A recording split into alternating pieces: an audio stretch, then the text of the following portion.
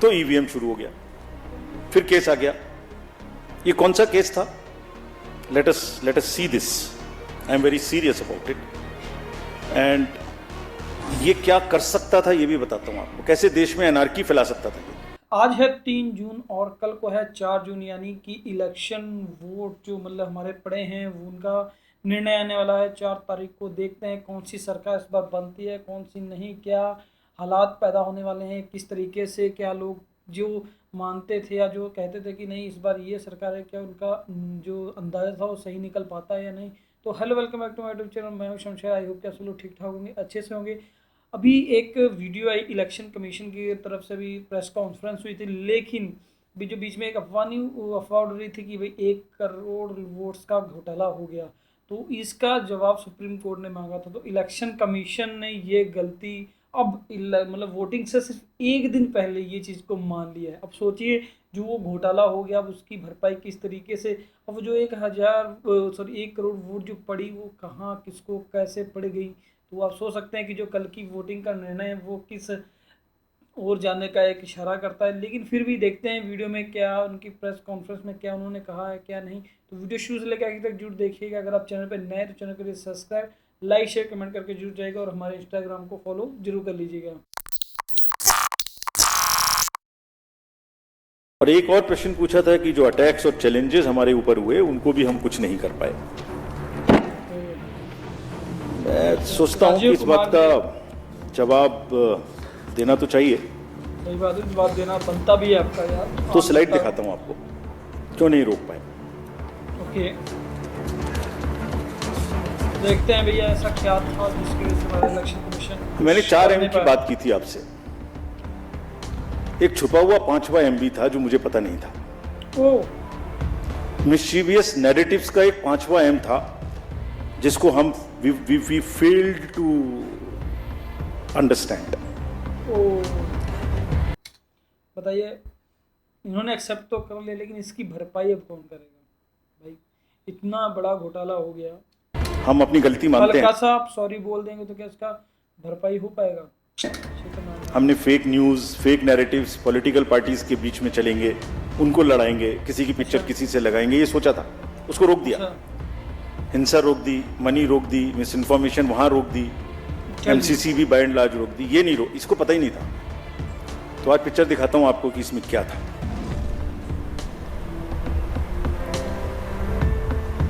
एक पैटर्न था, सब बह गए उसमें और हम समझ ही नहीं पाए क्या हुआ। इलेक्शन कराएं, ये जो जितने लोग जीप ले लेके और EVMs ले लेके जा रहे थे धूप में, उनको देखें या इससे लड़ें। क्या था पैटर्न? पहले केस आता है इलेक्शन शुरू होने से पहले कि वोटर लिस्ट खराब है। अच्छा जी। पैटर्न देखिए, कंट्री को देखना चाहिए ये पैटर्न।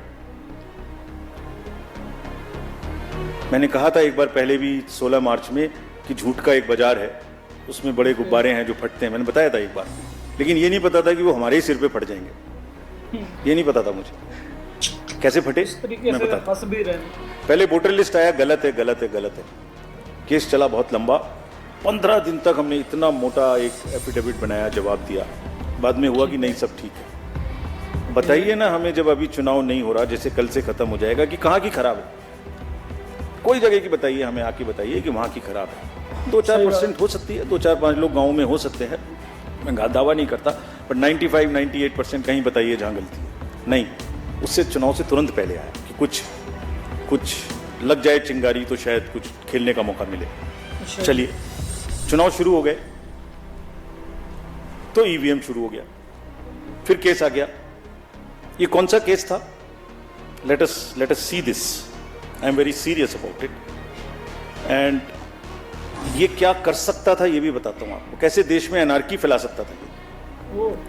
जो पॉलिटिकल कंटेस्टेशन इतना हैवी है, वर्कर चार्ज्ड है, पॉलिटिकल एजेंट्स जो वर्कर जा रहा है फील्ड में, कैंडिडेट्स, सब में एक प्रतिस्पर्धा है, एक भावना है। और उनको अगर ये पता लगे कि आपके साथ गड़बड़ हो सकती है तो वो देखिए क्या भावनाएं फैल सकती हैं, क्या आग लग सकती है। सो 2023 का एक केस था जो उस समय पड़ा हुआ था, और हमारा रिप्लाई पड़ा हुआ था उसका उसी समय का, चुप। कब आया वो? पहली फेज से 4 दिन पहले। अच्छा जी। और 2019 में भी ऐसे ही आया था एग्जैक्टली। 2019 में फेज 1 के 4 दिन पहले आया था। बताइए 2019 में भी 4 दिन पहले और इधर भी 4 दिन पहले। एक बहुत बड़ा प्रदर्शन उस समय भी हुआ था। तो भाई 19 से 24 के बीच में कभी और ले आते ना, उसको ठीक कर लेते हम लोग। Okay. There is a pattern, there is a design. I am not saying tool kit, but there is a pattern, there is a design, let us understand this. दूसरा, एक अनदर केस था जो 2019 में पड़ा हुआ था वोटर टर्नआउट पे, okay. वो भी 2019 से पड़ा हुआ है। उसमें भी हमने जवाब अच्छा जी। 2022 में जुलाई में दे दिया था, अप्रैल में। इतना मोटा जवाब है, हर चीज का जवाब है उसमें। वो भी चुप था। आज मैं बोल रहा हूं इस बात को, आपने पूछा इसलिए बोलना नहीं चाहता था। वो भी चुप था।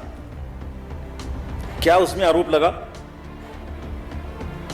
कि हमने वोटर टर्नआउट का डाटा नहीं दिया और 1 करोड़ से बढ़ा दिया। अच्छा यही जी। तो आरोप था। समझ ही नहीं पाए हम। देखिए आपको दिखाता हूं कैसे ना हमने वोटर टर्नआउट देने में देर की और सही। ना वोटर टर्नआउट का डाटा 1 नंबर से भी बढ़ सकता है। I will show you right now. ये वोटर टर्नआउट ऐप आप सब लोग देखते होंगे, देखते हैं।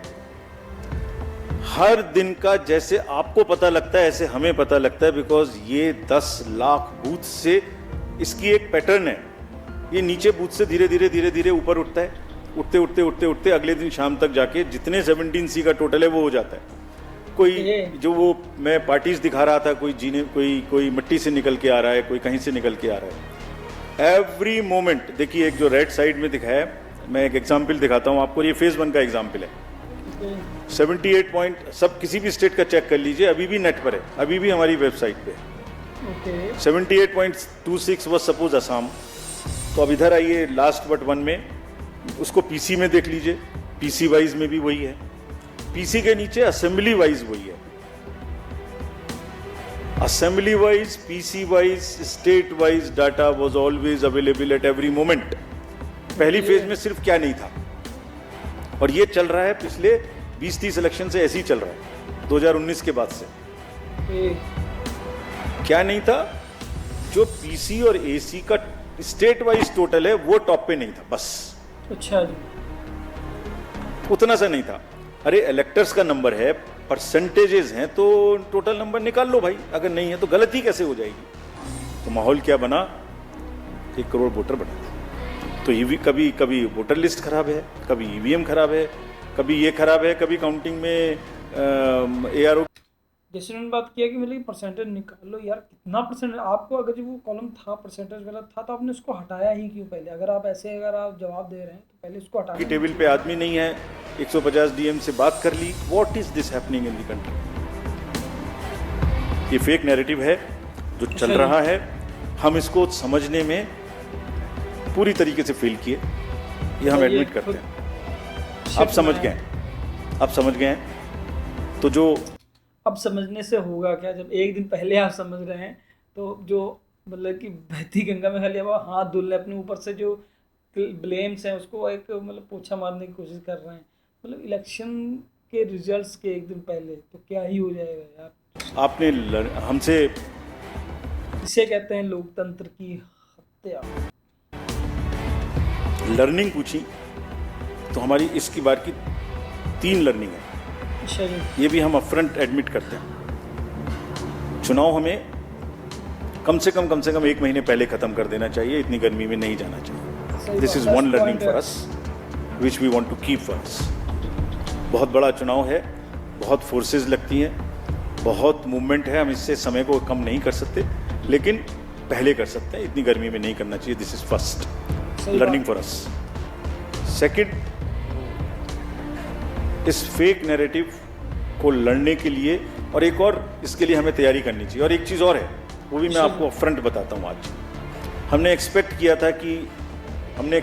था कि ये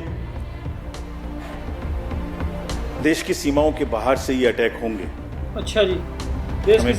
जो घर का ही भेदी है तो देश की सीमा के बाहर से क्या मतलब? हमने सोचा था, उसके इंतजाम हमने कर लिए, नहीं हुआ। अच्छा, इंतजाम भी कर लिया। टेक्निकली बता नहीं सकता क्या इंतजाम किए थे, बट हमने इंतजाम कर लिए थे, लेकिन अपने में ही हो गया। फिर आप कहेंगे कि फिर मैंने इस पर भी कुछ लिखा था। शेर व शायरी करने के लिए आपके पास टाइम है, तो सही है। कहे तो मैं सुनाता हूँ। हाँ हाँ, सुनाइए सुनाइए, कोई दिक्कत नहीं है। आजकल इल्ज़ामातों का दौर बुलंद है, अच्छा जी, तलखियों का बाजार गर्म है। ठीक है जी। आजकल इल्ज़ामातों का दौर बुलंद है, तलखियों का बाजार गर्म है। पंच को पहले ही घेर लो यानी पेशबंदी। अच्छा जी। जो एम्पायर है उसको पकड़ लो पहले से ही, अच्छा जी। पेशबंदी कर लो जिससे वो बोल ही ना पाए। पंच को पहले ही घेर लो यानी पेशबंदी। मंजूर है इल्जाम लगाओ हम पर, शर्त जी। इतनी कि साथ में सबूत भी हो। कैसे हमने 17C बदल दिया, कहाँ डाटा बदल दिया, कौन सी मशीन में बदल दिया, कौन सा रोल खराब हो गया, कहीं तो एक जगह का नाम बताओ ना भाई। तो बात करेंगे फिर आगे। मंजूर है इल्जाम तो लगाओ मगर शर्त इतनी कि साथ सबूत भी हो। गोया कोई तो बात है, गोया कोई तो बात है। हर बार मुद्दई वही, कचहरी वही, गवाह कोई नहीं। अच्छा गम का इलाज, शक का इलाज तो हकीम लुकमान के पास भी नहीं। अच्छा जी। ये हो रहा है। तो हमारी इलेक्शन कमीशन के जो शेर व शायरी हैं वो तो आप लोगों ने सुन लिए हैं, लेकिन जो उन्होंने एक मतलब कि इतनी डिले, इतना भाई उन्होंने माना, चलो एट अ टाइम मान तो लिया, लेकिन भाई अब मानने से होगा क्या। वही चीज़ें हैं कि भाई देश में जो लोकतंत्र की हत्या किस तरीके से करनी है भली बात सबको पता है, तो वो हो भी रही है अच्छे तरीके से। अब चलिए, इन्होंने तो मान लिया है, अब कल इलेक्शंस के रिजल्ट्स आने वाले हैं, आज इन्होंने माना है, तो भाई क्या हो सकता है कमेंट बॉक्स में आप जरूर बताइएगा। अगर आप थोड़ी बहुत नॉलेज रखते हैं तो भाई अब क्या किया जा सकता है, कि अगर ये इसमें बीच में धांधली हुई तो किस तरीके से उसको अब रिफाइन कर किया जा सकता है, या किस तरीके से उसको फेयर किया जा सकता है। तो ये एक बड़ा चैलेंज है। और क्या जो जो बीच में धांधली, वो किस पार्टी की तरफ ज़्यादा, मतलब किस पार्टी को धांधली विजय बना सकती है, तो इसके ऊपर काफ़ी बड़े सवाल होते हैं। जो आज की ये वीडियो थी, इसमें जिस तरीके से इलेक्शन कमीशन अपने फेल्स को एक्सेप्ट कर रहा है, वो तो चलिए जो है सो है, लेकिन कल जो भी निर्णय आने वाले हैं वो सच में, जिस हिसाब से अब एग्जिट पोल्स कह रहे हैं कि ये नहीं ये सरकार बनेगी, तो क्या वो सच होने वाले हैं या नहीं, ये बस अब कल का इंतज़ार है कि क्या बीजेपी तीसरी बार आने वाली है सरकार में, या कोई और दूसरी पार्टी आने वाली है। तो चलिए देखेंगे कल, और देखेंगे अपने रिएक्शंस वीडियोस में भी किस तरीके से कल के रिजल्ट्स आते हैं। तो आई होप कि आज की जो ये वीडियो है आपको काफ़ी इन्फॉर्मेशन मिली होगी। अगर मिली है तो वीडियो को शेयर, लाइक, कमेंट्स जरूर करिएगा, और हमारे इंस्टाग्राम को फॉलो जरूर करिएगा। तो मिलते हैं नेक्स्ट वीडियो में एक और चीज़ रिएक्शन वीडियो के साथ। तब तक टेक केयर, बाय बाय।